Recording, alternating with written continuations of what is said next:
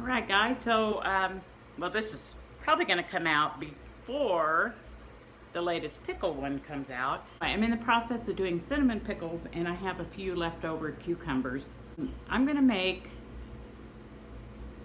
how would this be? Dill cucumber chips. So I'm going to get these sliced up, peeled and sliced up, and I'll be back. Okay, guys, I have sliced up about half of my cucumbers. Now I'm slicing these very thin. I have the, my generic mandolin slicer at 1.5 millimeters. And we're gonna be doing, you know me, a bunch of experiments. So for this batch of cucumber chips, I'm going to add, last time I did it, I spread the chips out on my dehydrator tray and then sprinkled the salt and dill on top of it. But this time I'm just going to put it in the bowl and kind of toss it all. That way I can kind of taste it and see if it's what I want. And I'll be using some of my homegrown dill that I had a couple years ago. And the other, I don't know if this is going to be too thin. We'll just have to see. The other, I'm going to go to the, I think it's 2 millimeter. Well, I don't know, I'll tell you. Anyway, the other, I'm going to slice it just a bit thicker. I don't want them chewy. I want them crisp. Okay, guys, you know I don't measure, and I apologize. So I took these cucumbers and just a little bit of kosher salt. I wanted kosher salt. And sprinkled that in there, and then I took some of that dried dill and a couple pinches of that, and I've mixed it till they're coated. It's got just a little bit, the dill's not too strong by any means, but it is dill weed. Dill weed isn't as strong, but it's got a nice flavor. I got the salt on here, so now I'm going to put it on my dehydrator trays, and I'll show you what I'm going to do. Okay, I'm pretty sure as thin as I've sliced these, they're going to stick. And you want to put them in, you know, you don't want to stack them up. So I'm going to be spreading them out on the mesh. I've only got 2 of the mesh sheets, and after that I'll be using parchment paper that I have cut to fit the trays on my dehydrator.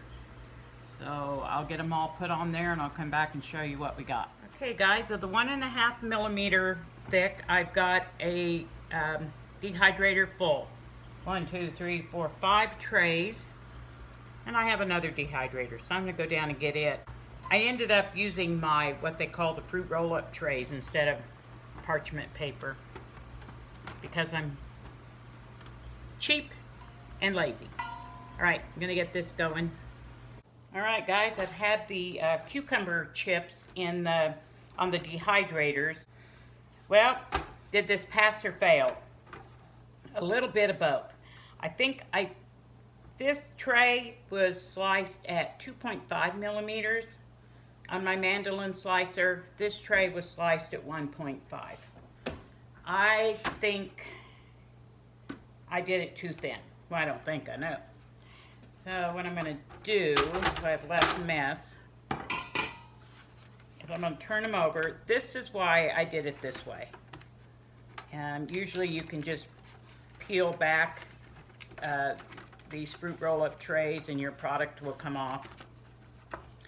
2.5. They don't look too bad. And you guys know I don't like to eat on camera, but ooh, they're crunchy.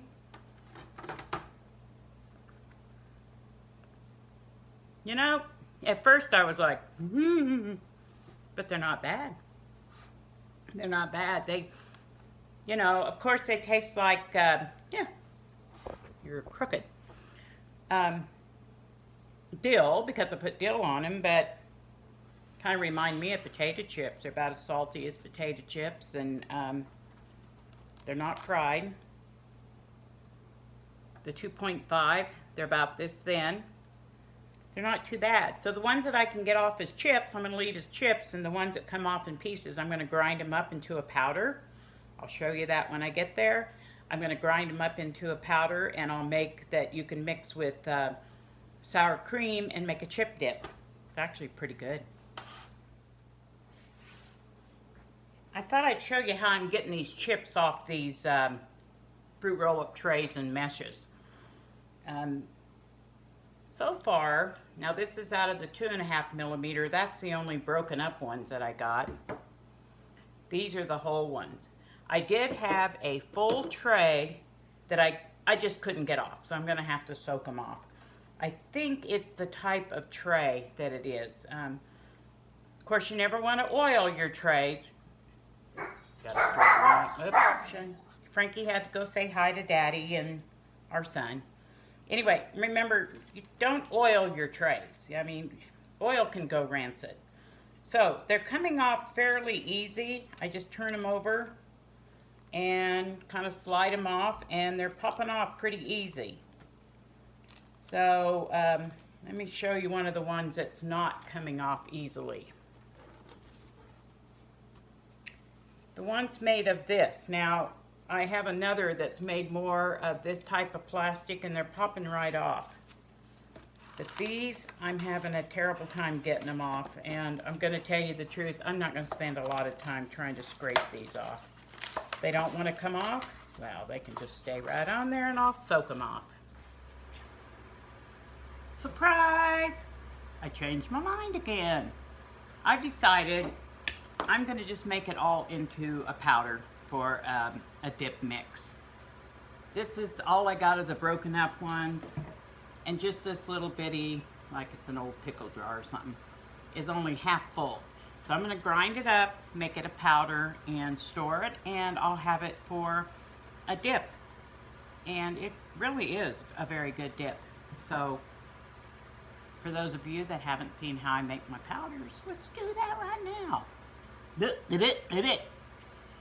For those of you that haven't seen how I make my powders, let's do that right now. Okay, I have several of these little coffee grinders. I would pick them up on sale. Usually I paid like $3 for them. A couple of them I got at good secondhand stores.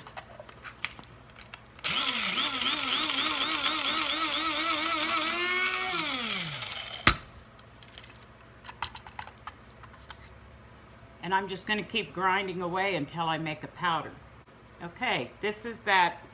It's all I got out of that little jar of the broken up pieces.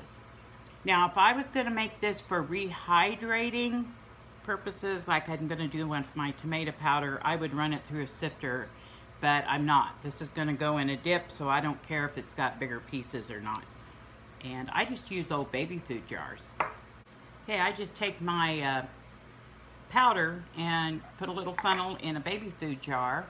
I get someone to save these little jars for me, and they're perfect for storing your spices and small amounts of powder, that kind of stuff. So, and I just pour it in there, and I will go along here. If I end up using my food processor, I'll show it to you, but I'm just going to go through and put the powder in this jar, and then I'll label it. Thought you want to see it's just a tiny bit of powder. That's why I'm going to go ahead and do the whole shebang, make it into a powder. You can do a lot of stuff with this cucumber dill powder. I decided to start out with my little mini food processor. I've had this thing for so long it is just literally beat up, but I'm just going to put some of the chips in there. It's going to make it go a lot faster because I can do more. Now, I'm probably going to have to grind it as fine as I can get it here and then move it into my coffee grinder to get it into a finer powder, but we'll see. Okay, this is what my food processor did. It more or less made it into little flakes. Looks like fish food. You know, that flaky fish food. So, I'm going to go from here into the coffee grinder, make it into a finer powder, and then store it in my jar. Alright guys, there you go. Cucumber dill powder. Who'd have thunk it, huh? And you know, I've heard of cucumber soup. Y'all might be able to enlighten me on that. I think it's a cold soup, isn't it? But I use my powders a lot to thicken soups, or, you know, give them a little extra, you know, body or texture. So maybe this could be used in that as well. There's probably lots of different things you could use with this powder. So this is going up in my cabinet, and we're going on to the next project. Thanks for being here.